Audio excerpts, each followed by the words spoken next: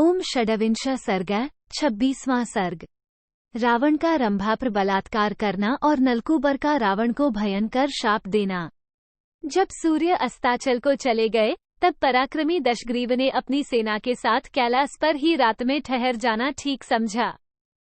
1 उसने वहीं छावनी डाल दी। फिर कैलाश के ही समान श्वेत कांति वाले निर्मल चंद्रदेव का उदय हुआ और नाना प्रकार के अस्त्र शस्त्रों से सुसज्जित निशाचरों की वो विशाल सेना गाढ़ निद्रा में निमग्न हो गई।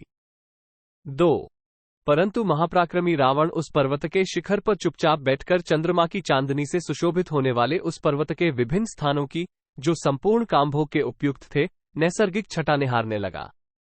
3 कहीं कनेर के दीप्तिमान कानन शोभा पाते थे, कहीं कदम्ब और बकुल मौलसिरी वृक्षों के समूह अपनी रमणीयता बिखेर रहे थे, कहीं मंदाकिनी के जल से भरी हुई और प्रफुल्ल कमलों से अलंकृत पुष्करिणियां शोभा दे रही थीं, कहीं चंपा अशोक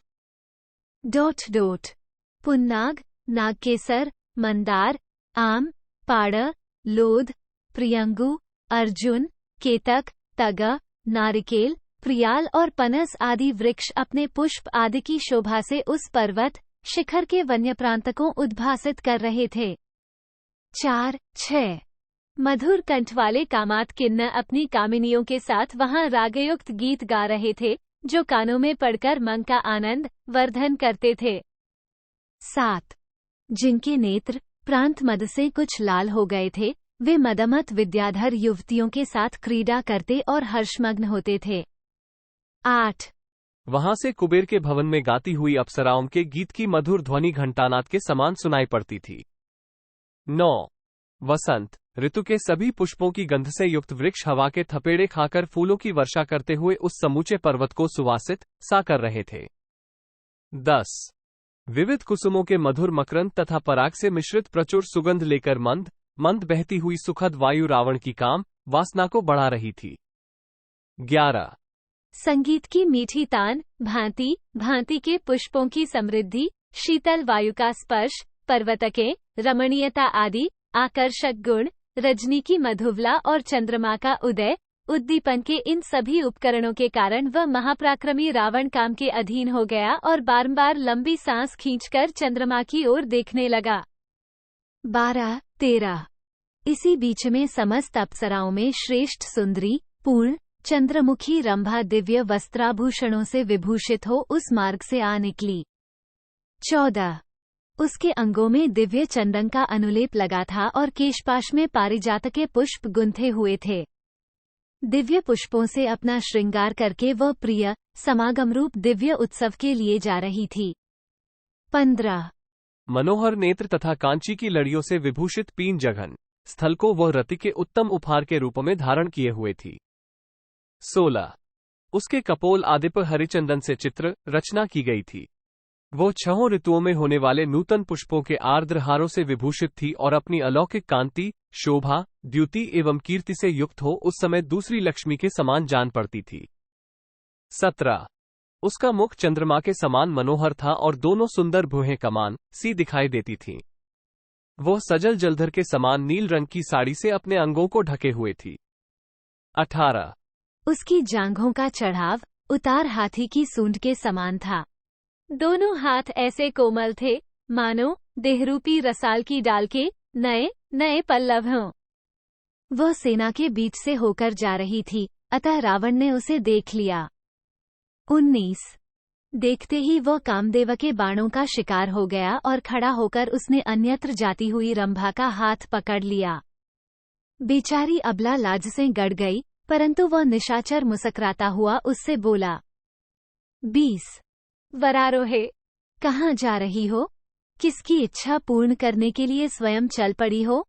किसके भाग्योदय का समय आया है जो तुम्हारा उपभोग करेगा?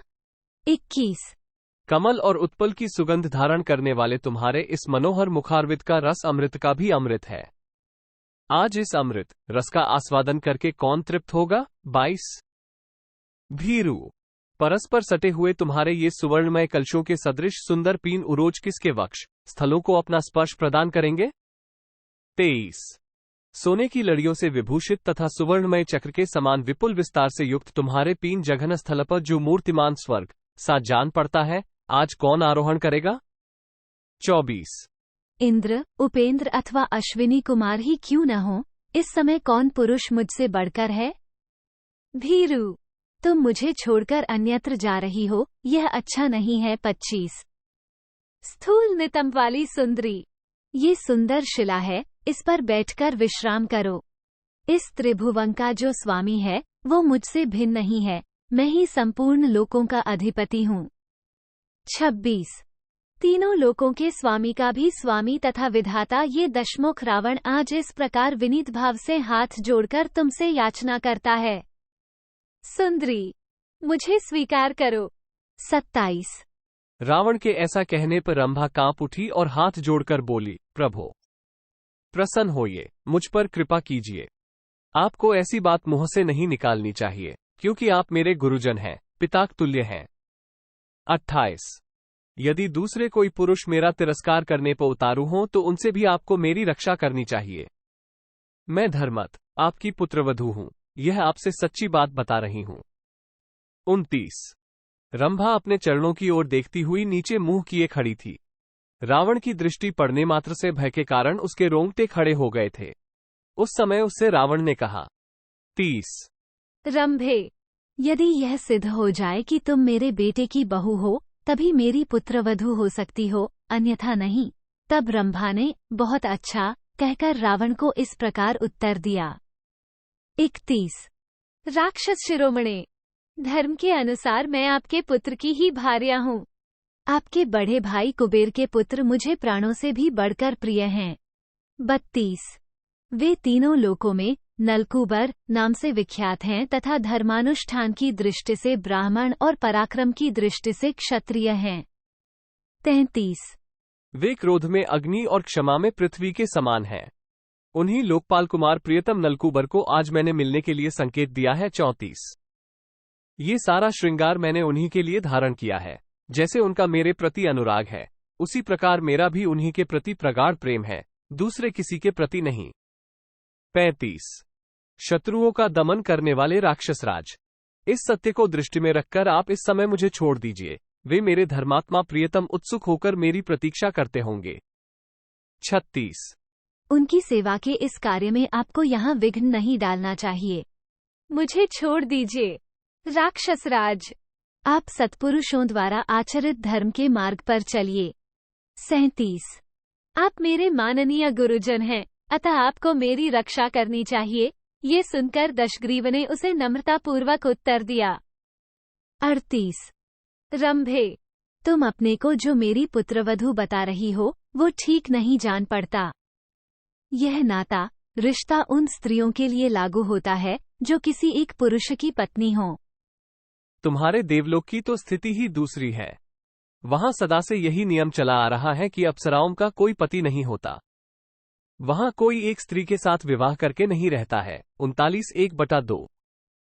ऐसा कहकर उस राक्षस ने रंभा को बलपूर्वक शिला पर बैठा लिया और कामभोग में आसक्त हो उसके साथ समागम किया। 40:1/2। उसके पुष्पहार टूटकर गिर गए, सारे आभूषण अस्त व्यस्त हो गए। उपभोग के बाद रावण ने रंभा को छोड़ दिया। उसकी दशा उस नदी के समान हो गई जिसे किसी गजराज ने क्रीड़ा करके मत डाला हो। वो अत्यंत व्याकुल हो उठी। 41:1/2। वेणी बंध टूट जाने से उसके खुले हुए केश हवा में उड़ने लगे, उसका श्रृंगार बिगड़ गया। कर पल्लव कांपने लगे। वह ऐसी लगती थी मानो फूलों से सुशोभित होने वाली किसी लता को हवा ने झकझोर दिया हो। 42:1/2। लज्जा और भय से कांपती हुई वो नलकूबर के पास गई और हाथ जोड़कर उनके पैरों पर गिर पड़ी। 43:1/2। रंभा को इस अवस्था में देखकर महामना नलकूबर ने पूछा, भद्रे, क्या बात है? तुम इस तरह मेरे पैरों पर क्यों पड़ गईं? 44:1/2। वह थर थर कांप रही थी। उसने लंबी सांस खींचकर हाथ जोड़ लिए और जो कुछ हुआ था वह सब ठीक ठीक बताना आरंभ किया। 45:1/2। देव, ये दशमुख रावण स्वर्गलोक पर आक्रमण करने के लिए आया है। इसके साथ बहुत बड़ी सेना है। उसने आज की रात में यही डेरा डाला है। 46:1/2। शत्रुघ्न वीर, मैं आपके पास आ रही थी, किंतु उस राक्षस ने मुझे देख लिया और मेरा हाथ पकड़ लिया। फिर पूछा, तुम किसकी स्त्री हो? 47:1/2। मैंने उसे सब कुछ सच सच बता दिया, किंतु उसका हृदय कामजनित मोह से आक्रांत था, इसलिए मेरी वो बात नहीं सुनी। 48:1/2। देव, मैं बारंबार प्रार्थना करती ही रह गई कि प्रभु, मैं आपकी पुत्रवधू हूँ, मुझे छोड़ दीजिए, किंतु उसने मेरी सारी बातें अनसुनी कर दी और बलपूर्वक मेरे साथ अत्याचार किया। 49:1/2। उत्तम व्रत का पालन करने वाले प्रियतम, इस बेबसी की दशा में मुझसे जो अपराध बन गया है, उसे आप क्षमा करें। सौम्य, नारी अबला होती है, उसमें पुरुष के बराबर शारीरिक बल नहीं होता है, इसीलिए उस दुष्ट से अपनी रक्षा मैं नहीं कर सकी। 50:1/2। ये सुनकर वैश्रवण कुमार नलकूबर को बड़ा क्रोध हुआ। रंभा पर किए गए उस महान अत्याचार को सुनकर उन्होंने ध्यान लगाया। 51:1/2। उस समय 2 ही घड़ी में रावण की उस करतूत को जानकर वैश्रवण पुत्र नलकूबर के नेत्र क्रोध से लाल हो गए और उन्होंने अपने हाथ में जल लिया। 52:1/2। जल लेकर पहले विधिपूर्वक आचमन करके नेत्र आदि सारी इंद्रियों का स्पर्श करने के अनंतर उन्होंने राक्षसराज को बड़ा भयंकर शाप दिया। 53:1/2।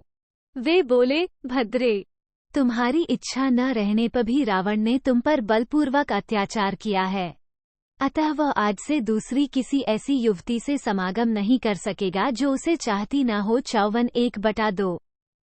यदि वह काम पीड़ित होकर उसे न चाहने वाली युवती पर बलात्कार करेगा तो तत्काल उसके मस्तक के 7 टुकड़े हो जाएंगे। 55:1/2। नलकूबर के मुख से प्रज्वलित अग्नि के समान दग्ध कर देने वाले इस शाप के निकलते ही देवताओं की दुंदुभियां बज उठी और आकाश से फूलों की वर्षा होने लगी। 56:1/2। ब्रह्मा आदि सभी देवताओं को बड़ा हर्ष हुआ। रावण के द्वारा की गई लोकों की सारी दुर्दशा को और उस राक्षस की मृत्यु को भी जानकर ऋषियों तथा पितरों को बड़ी प्रसन्नता प्राप्त हुई। 57:58। उस रोमांचकारी शाप को सुनकर दशग्रीव ने अपने को न चाहने वाली स्त्रियों के साथ बलात्कार करना छोड़ दिया। 59। वह जिन पतिव्रता स्त्रियों को हरकर ले गया था, उन सबके मन को नलकूबर का दिया वह शाप बड़ा प्रिय लगा। उसे सुनकर वे सब बहुत प्रसन्न हुई। 60। इत्यार्षे श्रीमद् रामायणे वाल्मीकि आदिकाव्ये उत्तरकांडे षड्विंश सर्ग 26। इस प्रकार श्री वाल्मीकि निर्मित आर्ष रामायण आदिकाव्य के उत्तरकांड में 26वां सर्ग पूरा हुआ। 26।